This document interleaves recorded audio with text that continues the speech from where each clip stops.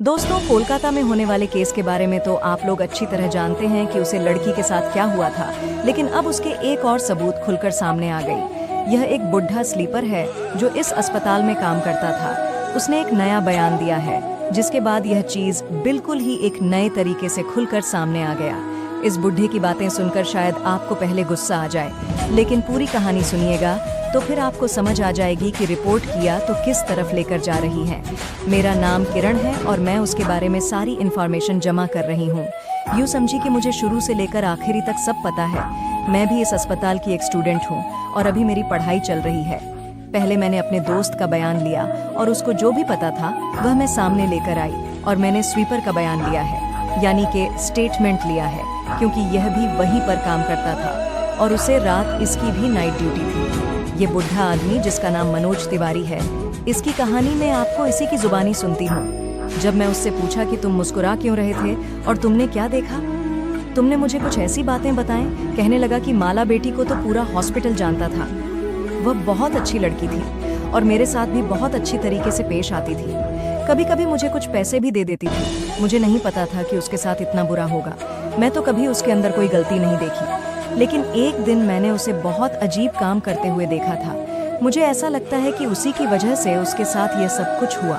जब इस बुढ़े आदमी से पूछा कि ऐसा भी क्या काम था, वह कहने लगा कि वह अस्पताल के एक कमरे में बार बार जाती थी। यह वही कैमरा था जहां पर माला के साथ वह सब कुछ हुआ था, और इसी कमरे में माल बार बार जाती थी। एक दिन मैंने उसे वहां से निकलते हुए देखा तो पूछ लिया, बेटा तुम्हारा यहाँ पर क्या काम है? यहाँ पर तो कुछ पुरानी फाइल्स और ऐसा सामान पड़ा है जिनका ताल्लुक सिर्फ अस्पताल वालों से है, तो तुम इस कमरे में क्या करने के लिए जाती हो? तो कहने लगी, आपको नहीं बता सकती, लेकिन आप भी किसी को नहीं बताना कि मैं इस कमरे में जाया करती हूँ। मैं उसे कहा कि यह अस्पताल है बेटा, घर नहीं है ना, तुम्हारा घर है ना मेरा घर। किसी को पता चल गया तो वह हम दोनों से सवाल करेगा, और यहाँ पर जो चीज पड़ी है वह भी अस्पताल वालों की है, तो मैं यहाँ पर नहीं जाना चाहिए। तुम्हारे पास इतना टाइम है कि तुम इस कमरे में जाती हो। तो कहने लगी कि बस आप किसी को नहीं बताना, बाकी सब कुछ संभाल लूंगी और आपका नाम भी नहीं आने दूंगी। वह बोलती भी बहुत अच्छा थी, उसकी आवाज भी बहुत ही प्यारी थी। बोलती थी तो ऐसा लगता था कि कानों में रस बोलती है। बड़ी अच्छी लड़की थी, लेकिन मुझे उसकी यह बात समझ नहीं आई। उसने कहा कि कल को कोई मसाला बना तो आपका नाम नहीं लूंगी, लेकिन अगर मसाला बनता तो मेरा नाम बीच में आना था, क्योंकि मैं ही उन कमरों की सफाई किया करता था। अगर यहाँ से कोई चीज़ इधर उधर हो जाती तो सबसे पहले तो मुझसे पूछते, और गरीब आदमी पर तो सबसे पहले इल्ज़ाम लगाता है। इसलिए मैंने एक दिन उसे कमरे का ताला बदल दिया और वहाँ पर कोई और ताला लगा दिया, क्योंकि मैं माला बेटी को भी नाराज़ नहीं करना चाहता था, और यह भी नहीं चाहता था कि उसकी वजह से मैं किसी मुसीबत में फंस जाऊँ। तो जब मैं वहाँ का ताला बदल दिया तो मैं बेफिक्र हो गया कि अब माला तो वहाँ पर जाएगी नहीं और कल को कोई मसला नहीं होगा। लेकिन मामला बड़ा खराब हो गया कि एक दिन वह तलाक खुला हुआ था। मैं हैरान रह गया कि यह कैसे हो गया। मैं तो खुद ताला बदला था और चाबी मेरे पास थी। फिर यह ताला किसने खोल दिया? जब मैं अंदर गया तो सामने देखकर हैरान रह गया। माल बेटी पहले से ही अंदर बैठी थी, और वही बात उसने अपने सामने अस्पताल की प्रॉपर्टी मुझे देखकर घबरा गई और कहने लगी कि आप यहाँ क्या कर रहे हैं? मैंने कहा कि ये सवाल तो मुझे करना चाहिए, तुम यहाँ क्या कर रही हो? यहाँ का ताला बदला था। तो कहने लगी कि आपने बदला था। मैं थोड़ा डर गया। मैंने कहा कि नहीं, मैं नहीं बदला था, वह इंचार्ज साहब ने बदला था। वह कह रहे थे कि ये कमरा इस्तेमाल के लिए नहीं है, इसलिए यहाँ कोई भी ना जाए। पहले ये तो मेरा अल्ट्रासाउंड रूम होता था, तो यहाँ पर काफ़ी आना जाना लगा रहता था, लेकिन अब इसको मेरे को बंद कर दिया गया था और यहाँ पर इस तरह का सामान पड़ा था। मैंने कहा कि अब बताओ तुम यहाँ पर क्या कर रही थी और ये फाइल तुम्हारे हाथ में क्यों है? तो उसने कहा कि बस एक काम था, लेकिन समझेंगे कि हो गया। उसने फाइल वापस रख दी और मैंने कहा कि बेटा, जब आप कोई ऐसा काम करते हो ना जो आपके करने का नहीं होता, तो फिर उसका परिणाम अच्छा नहीं निकलता है। तुम्हें समझा रहा हूँ, अपनी बेटी समझता हूँ, तुम ऐसे कामों में क्यों पड़ी हो? तुम तो यहाँ पर अपना काम कर रही हो ना, हाउस जॉब खत्म हो गई तुम्हारी, अभी तो ड्यूटी लगा भी शुरू हो गई। मैं इस अस्पताल में रहकर इतनी बातें तो समझ गया था। उसने कहा कि हाँ, ऐसा ही है, और मैं वाकई कुछ ऐसा कर रही हूँ जो मुझे नहीं करना चाहिए। पर मैं आपसे फिर वही बात कहूँगी कि आप किसी को नहीं बताना। बाकी सब कुछ मैं संभाल लूंगी। मुझे उसकी आंखों में कुछ अजीब सा नजर आ रहा था। वह अपने साथ अपना बैग भी लाई थी और जब वहां से वापस जा रही थी तो मुझे उसका बैग कुछ बड़ा बड़ा सा लग रहा था, जैसे उसने कोई चीज उठाकर बाग में डाल दिया। अब मेरे दिल में तो ये डर बैठ गया कि यह लड़की पता नहीं क्या कर रही है। कल को इसकी वजह से मुझे भी लोगों को सवालों के जवाब देने पड़ेंगे, मेरी भी क्लास लग जाएगी। मुझे तो माल पर गुस्सा आने लगा था कि उसको क्या ज़रूरत है किसी और के मामले में बोलने की, क्योंकि यह जो भी काम कर रही थी वह ठीक नहीं था कि अस्पताल की पुरानी ख्वाहिश देख रही थी, रिकॉर्ड चेक कर रही थी। पता नहीं इसको यह सब करने की क्या ज़रूरत है। यह तो डॉक्टर थी और उनके पास इतना टाइम था तो ये फजल के कामों में लगी हुई थी। एक दफ़ा मैंने सोचा कि मैं इंचार्ज सर को बता देता हूँ, लेकिन फिर माल का चेहरा मेरे सामने आ गया कि आप ये बात किसी को नहीं बताना, यही तो कहा था उसने। तो फिर मैं कैसे बता सकता था, पर मुझे क्या पता था कि वह जो काम कर रही थी उसकी जाड़े में बहुत अंदर तक फैली हुई थी। ये कुछ छोटा मोटा काम नहीं था, लेकिन मैं इंचार्ज सर से फिर भी बात कर ली। मैंने कहा कि सर, वह डॉक्टर माल है ना, आप उसकी नाइट ड्यूटी लगा दो। वह ज़्यादातर नाम मसरूफ़ नहीं होती, फ्री रहती है। इंचार्ज सबको मेरी बात कुछ समझ नहीं आई कि मैं ये सब क्यों कह रहा हूँ। खैर मैं तो बात करके फंस गया, क्योंकि अब मुझे समझ नहीं आई कि मैं यह सब क्यों कह रहा हूँ। खैर मैं तो बात करके फंस गया, क्योंकि अब मुझे समझ नहीं आ रही थी कि मैं क्या बोलूँ। पर मैंने उनका कोई इधर उधर की बातें सुनकर बस इस बात पर रांची कर लिया कि आप डॉक्टर माला की नाइट ड्यूटी रखवा दो। तो उन्होंने कहा तो उसकी भी नाइट ड्यूटी लगवा देता हूँ और तेरी भी, क्योंकि तूने भी काफ़ी दिनों से नाइट ड्यूटी नहीं किया है। मैं तो अपनी बात करने नहीं आया था, मन की बात करने आया था, लेकिन मैं भी फंस गया। सच कहते हैं किसी और के लिए आप कुछ बड़ा सोचो तो आपके साथ भी बुरा होता है, लेकिन मैं कौन सा पहले नाइट ड्यूटी नहीं की थी, सारी ज़िंदगी में तो करता ही रहा था, तो सोचा फिर कर लूँगा। अब वैसे भी बुढ़ापा आ गया था, नींद जल्दी पूरी हो जाती थी। जवानों वाली नींद तो नहीं थी, मेरी बार बार सोने का दिल करे। माला को पता नहीं था कि उसकी नाइट ड्यूटी मैंने ही लगवाई थी, लेकिन लगवा दी थी। पर वह नाइट ड्यूटी से और भी ज़्यादा खुश हो गई। कहने लगी तो सुबह सुबह घर जाऊंगी, 12 बजे तक सो जाऊंगी, फिर अपने मम्मी और भाइयों के साथ टाइम गुजरूंगी और फिर शाम को आ जाया करूंगी। मुझे तो कोई मसला नहीं है। उसका घर यहाँ से बहुत दूर था, उसको आने जाने में भी टाइम लगता था, इसलिए उसे जल्दी जाना पड़ता था, जल्दी आना पड़ता था। 2-2.5 घंटे का रास्ता था, फिर भी हफ्ते में 2-3 चक्कर लगाती थी। अपने घर वालों से बड़ा प्यार करते थे। 2 छोटे भाई थे, उनसे भी बहुत प्यार करती थी। मुझे तस्वीर भी दिखाई थी। एक दफ़ा अपनी मम्मी से फ़ोन पर बात भी करवाई थी कि मम्मी परेशान नहीं हो, ये अंकल है यहाँ पर, मेरा बड़ा ख्याल रखते हैं। मैं भी नमस्ते किया था कि चलो माला की मम्मी है। वैसे माला अच्छी लड़की थी, बुरी लड़की नहीं थी, लेकिन हर अच्छे इंसान में भी कभी ना कभी एक ऐसी अच्छाई भी होती है जो उसके लिए बुराई बन जाती है। और वह माल को हर बात जानने का शौक रहता था और दूसरों के मामले में बोलना उसकी आदत बन गई थी। मैं तो गरीब आदमी था, ज़्यादा बातों को समझता नहीं था। मुझे लगा 2 नाइट ड्यूटी लग जाएगी तो यह उसे कमरे से दूर रहेगी, क्योंकि यह दिन में ही उस कमरे में जाया करती थी। लेकिन एक दिन मैं यह देखकर हैरान रह गया कि वह रात में भी उसे कमरे में बैठी थी, बल्कि उसने इस कमरे के अंदर से उठकर एक फ़ोन को नीचे ज़मीन पर बिछाया था और उसके ऊपर तकिया लगाए बैठी थी। जब मैं अंदर गया तो बुरी तरह से डर गई। फिर कहने लगी कि आप ही यहाँ आ सकते हैं और तो कोई नहीं आ सकता। मैं तो ऐसे ही डर गई। मैंने कहा कि तुम यहाँ क्या कर रही हो, यहाँ पर क्यों बैठी हो, तुम्हारी नाइट ड्यूटी है? तो उसने कहा कि नया ड्यूटी का मतलब ये थोड़ी होता है कि सारी रात जाकर पेशेंट को देखना होता है। वह तो कोई इमरजेंसी होती है तो फिर देखते हैं ना। और वैसे भी वह मेरी दोस्त है ना, वह भी तो मेरे साथ है। जिसने भी वैसे मेरी नया ड्यूटी लगाने का सोचा ना, उसने बहुत अच्छा किया, मेरा काम आसान हो गया। मैंने कहा कि कौन सा काम तुम करके आ रही हो? कहने लगी कि मुझे बहुत सारी मालूमात, बहुत सारी इन्फॉर्मेशन को एक जगह पर इकट्ठा करना, और वह करने के लिए मुझे बहुत सारा वक्त चाहिए। दिन में तो बहुत कम होते हैं, लेकिन रात में पेशेंट ज़्यादातर सोए ही रहते हैं। अब यहाँ पर बैठने की कोई जगह नहीं थी, इसलिए मैंने यह गद्दार ज़मीन पर रख दिया है, पर मैं वापस इसको जगह पर रखनी ही जाया करूँगी। आप परेशान नहीं हो। मैंने कहा कि और किसी ने देख लिया कि क्या कर रही हो तो उसको क्या कहोगी? तो कहने वालों की कोई नहीं देखेगा, रात के टाइम कौन देखेगा? अगर आपसे कोई पूछे तो बस आप बताना, इस लड़की ने तो मुझे पागल कर दिया था, पता नहीं ये क्या कर रही थी। मैंने कहा कि मुझे कुछ तो बताओ, तो उसने कहा कि आपको समझ नहीं आएगी, बस आप ये समझ लो कि अस्पताल वाले जितने सीधे लगते हैं ना, उतने सीधे हैं नहीं। वह कुछ ऐसा कर रहे हैं जो उनको नहीं करना चाहिए, और मुझे ग्रुप चाहिए। जब मुझे सबूत मिल जाएगा तो फिर मेरी बात मानी जाएगी। तो कोई भी मेरी बात नहीं मानेगा अगर मेरे पास सबूत नहीं होगा। मैंने कहा कि अगर ऐसा कोई काम करे जिसमें अस्पताल वाले बुरे हैं और उनकी कोई गलती पकड़ रही हो, तो फिर तो तुम्हारे साथ अच्छा नहीं होगा। अगर पता चल गया तो पता नहीं अभी से निकाल देंगे। तो कहने लगी कि हाँ, मैं तो खुद यहाँ से निकलना चाहती हूँ। मैं डॉक्टर इसलिए थोड़ी बनी थी कि इतने बड़े शहर में काम करूँगी। यहाँ पर तो और भी बहुत से बेहतर है। मैं तो अपने छोटे शहर में जाकर अपना क्लिनिक बनाऊंगी, वहाँ पर डॉक्टर की ज़रूरत है। मैंने कहा कि बेटा, अभी फिर समझ रहा हूँ, ऐसे काम छोड़ दे। पर उसने मेरी बात नहीं मानी और 2 दिन बाद ही अस्पताल में कुछ ऐसा हुआ कि हम सब हैरान रह गए। आज फिर से माल की नाइट ड्यूटी थी और मेरी भी थी।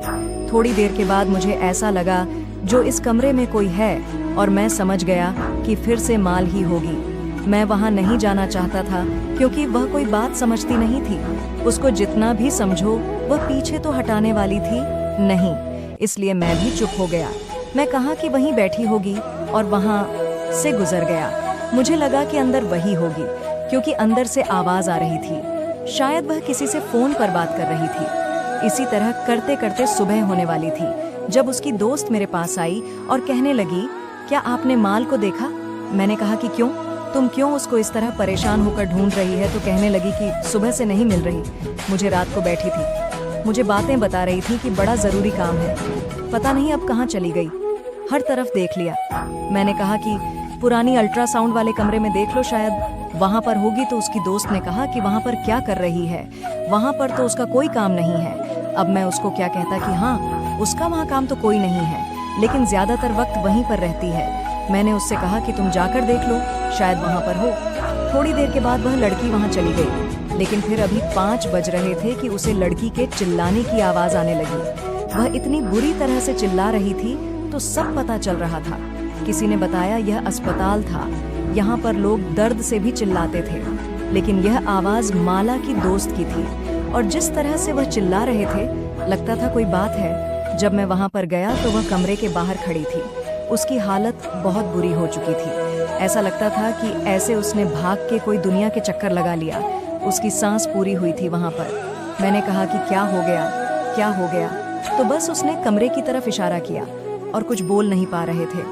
मैंने कहा कि बोलो बिटिया, क्या हुआ? तुम्हें लगी कि माला और उसे कमरे की तरफ इशारा करने लगे। मैं जब एक नज़र अंदर देखा तो मेरा भी दिल ऐसा किया कि मैं भी ठीक हूँ, पर मैंने अपने मुंह पर हाथ रख दिया क्योंकि अंदर जिस तरह से नजर आया था उसके बाद हमारी हालत बुरी ही होने थी। मैं माला की सहेली का हाथ पकड़ा और कहा कि वहाँ से चली जाना, वरना तुम ही फंस जाओगी। और मैं खुद भी वहाँ से जाने लगा, लेकिन अस्पताल के लोग वहाँ पर आ गए। उन्होंने हम दोनों को भी देख लिया और उसे कमरे में क्या हो रहा था वह भी देख लिया। थोड़ी देर के बाद यह खबर उड़ गई कि डॉक्टर माला ने आत्महत्या कर ली है। हम दोनों को अच्छी तरह से जानते थे कि आत्महत्या नहीं थी। क्या हुआ था वह हमने देख लिया था। मैंने उसके दोस्त को कहा कि यहाँ से भाग जाओ, नहीं तो बहुत बुरा होगा, पर वह नहीं मानी। उसने कहा कि मैं माला को अकेला छोड़कर नहीं जाऊंगी। फिर वही बात हुई कि जिन लोगों ने उसके साथ यह सब कुछ करवाया था, मैं उसकी दोस्त को भी एक कमरे में ले गए और उसकी बुरी तरह से डराया धमकाया। जब वह बाहर आए तो उसकी हालत बड़ी बुरी थी। कहने लगी कि मेरे से झूठा बयान लिखवा लिया है कि माला ने आत्महत्या की है, और वह मुझे भी कह रही थी कि मुझे आत्महत्या करनी है। मैंने कहा कि बयान तो झूठा लिखवा लिया, अब कहीं तुम्हारी जान भी ना चली जाए, इसलिए चली जाओ यहाँ से। फिर वह एक साइड पर बैठ गई और रोने लगी। वह माला की बहुत अच्छी दोस्त थी, हमेशा उसके साथ रहती थी। मलिक अकेला नहीं छोड़ सकती थी, यह भी गरीब घर की लड़की थी, इसलिए डर गई। माला के घर वाले भी आ गए। अस्पताल वालों ने उनको भी यही कहा कि आपकी बेटी ने आत्महत्या कर ली है, हमारे अस्पताल का नाम बदनाम करवाना चाहती है, इसलिए आप किसी को कुछ न बताना और अपनी बेटी की बॉडी लेकर आप यहाँ से चले जाएं ताकि हमारा काम खत्म हो। उनको सही तरह से पूरी बात भी नहीं बता रहे थे। वह कभी इधर जाती कभी उधर। लड़की की माँ थी, एक हुआ थी, एक बाप था। वह सारे परेशान फिर रहे थे। उनको देखकर मुझे भी बड़ा बुरा लग रहा था। दिल तो कर रहा था कि उनको सब कुछ बता दो। जब माला की दोस्त मेरे पास आई और उसने कहा कि आपको तो सब कुछ पता है, चलो आप और मैं पुलिस के पास चलते हैं और अलग से एक रिपोर्ट करवा देते हैं। मैंने कहा कि नहीं, मैं गरीब आदमी हूँ, मेरी अपनी 3 बेटियां हैं। जिन लोगों ने माला के साथ ये सब कुछ किया वह मेरी बेटियों के साथ भी तो कर सकते हैं, तुम्हारे साथ भी तो कर सकते हैं। तुम्हें फिक्र नहीं है तो मैं क्या करूं, पर मुझे अपनी बेटियों की फिक्र है जो माल के साथ हुआ। अगर कल को मेरी बेटी के साथ हो गया तो मैं तो मर जाऊंगा। इस बात को सुनकर वह लड़की रोने लगी और उसने कहा कि फिर सोच माला के बैग पर क्या गुजर रही होगी, क्या आप मदद नहीं करेंगे?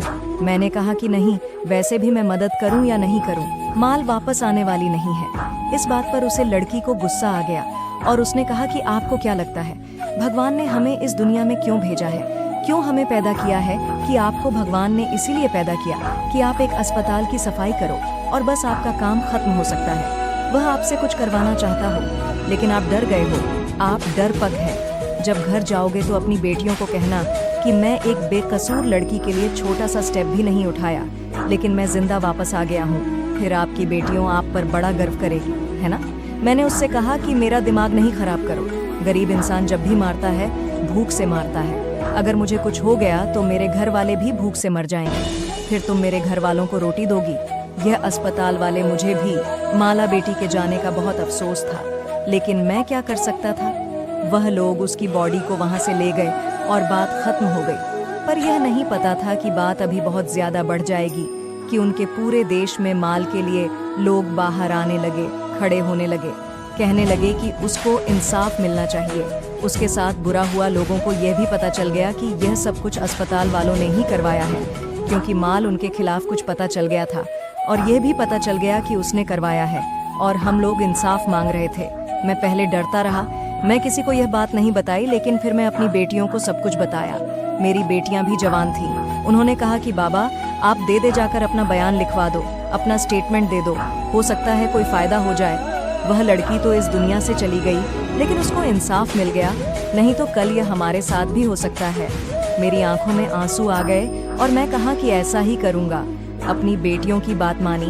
मेरी बेटियों ने मुझे माला के लिए एक छोटा सा पत्र भी लिख कर दिया था, जिसको पढ़कर मेरी आंखों में आंसू आ गए थे। मैं भी जाकर पुलिस के पास अपना स्टेटमेंट लिखवा दिया कि मैं उसे रात वहीं पर था।